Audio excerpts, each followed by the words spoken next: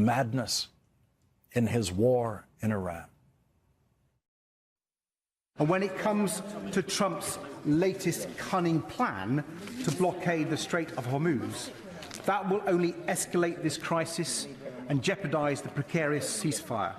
So it's right that the UK is not joining Trump. And I welcome the Prime Minister convening a summit to offer an alternative to Trump's. We must work with our reliable allies in Europe and the Commonwealth and our partners in the Gulf to bring this conflict to an end and keep open the Strait of Hormuz. That is critical for tackling the cost of living crisis that is getting worse and worse. And so the American president is now a problem that has to be solved by the British government and other European governments. Donald Trump's war on Iran has now become a war for control of the Strait of Hormuz, and Donald Trump is losing. Donald Trump is also losing elections he interferes in Hungary, and Donald Trump is strengthening the victories of the Liberal Party in Canada that stands in united opposition to Donald Trump and Trumpism. Opposition to Donald Trump, who was indeed Jeffrey Epstein's closest friend for 10 years and is now the world's most dangerous and corrupt gangster. Leading off our discussion tonight is Democratic Senator Mark Warner of Virginia. He is the Vice Chair of the Senate Intelligence Committee. Thank you very much for joining us tonight, Mr. Chairman. What is the status tonight in the Strait of Hormuz?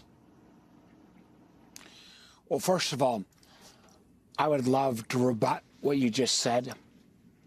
But the unfortunate thing is what you said is accurate. You know, and full acknowledgement. My grandparents on my mother's side were Canadian. It's hard to piss off the Canadians. Mm-hmm.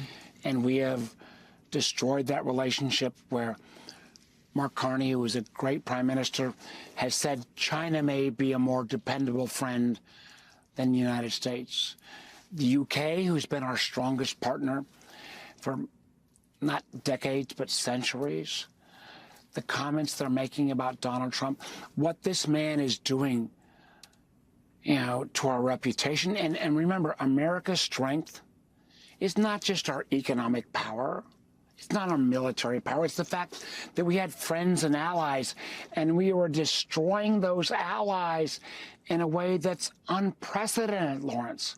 So when we go to Iran, we now have a circumstance where this president said there were 4 goals ultimately. Regime change. The regime now is worse than before. Getting rid of the enriched uranium would take 10,000 troops on the ground and guarding a perimeter that the Iranian could shoot at.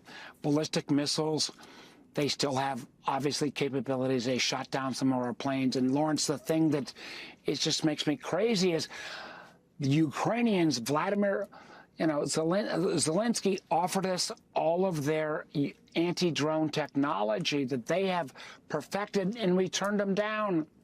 And Donald Trump says, you know, we have beaten Iran. They control the Strait of Hormuz. They have hundreds of speedboats that they can put mines and bombs. And the idea that somehow America is going to blockade the southern end of the strait, we are now looking, not my words, but the worst energy crisis in our lifetimes. I'm old enough to remember the oil shock of 1973, that gas prices will not come down shortly. The natural gas, the fertilizer costs, the fact that many Asian nations are shutting down their economies 1 day a week because they can't get access to this oil means everything we buy will go up.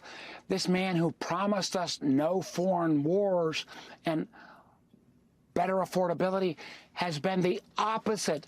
And as you said, he is, you know, and Lawrence, the thing that, you know, I have great pride in our country, but this man destroys our country's reputation on Easter Sunday to curse the way he did, to say he's going to destroy the Iranian civilization. And then more recently, they're like, oh my God, you can't make this stuff up.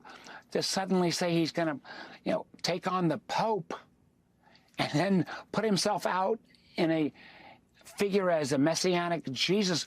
My God, you cut